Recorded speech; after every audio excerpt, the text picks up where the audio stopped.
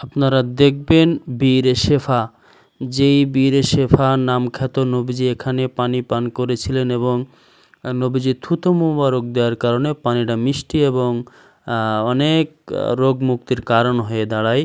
বদরে যাওয়ার পথে সাহাবেরা এই কূপের পানি পান করতে পারছিলেন না। তো সেক্ষেত্রে নবীজি যখন দেখলো পানি পান করার উপযুক্ত নয়, তখন নবীজি থুতু মুবারক নিক্ষেপ করলেন কুয়ার মধ্যে। সাথে সাথে পানি হয়ে গেল মিষ্টি এবং রোগ মুক্তির কারণ।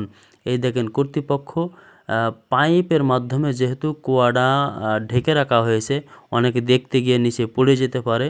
এই সাবধানতার কারণে কুয়াটা ঢেকে পাইপ দিয়ে পাশে পানি এনে দেখতে পাচ্ছেন জনসাধারণ কিন্তু সকলে পানি খাচ্ছে, পানি সংগ্রহ করায় ব্যস্ত রয়েছে।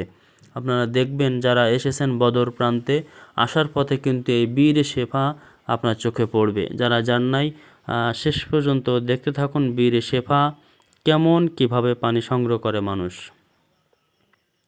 দেখছেন সবাই কিন্তু পানি সংগ্রহ করার মধ্যে অনেক ব্যস্ত সময় পার করছে।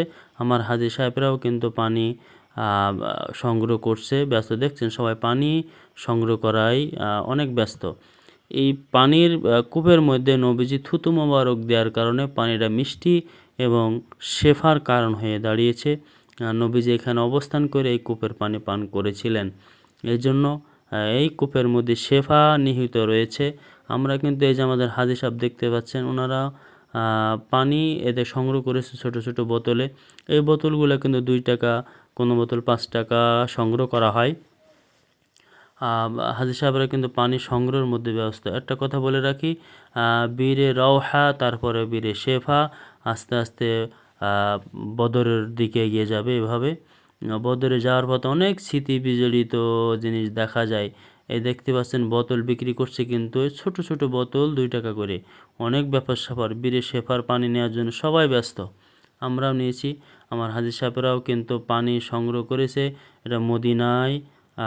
সকলে আল্লাহ পাক যাওয়ার তৌফিক দিন, আমিন।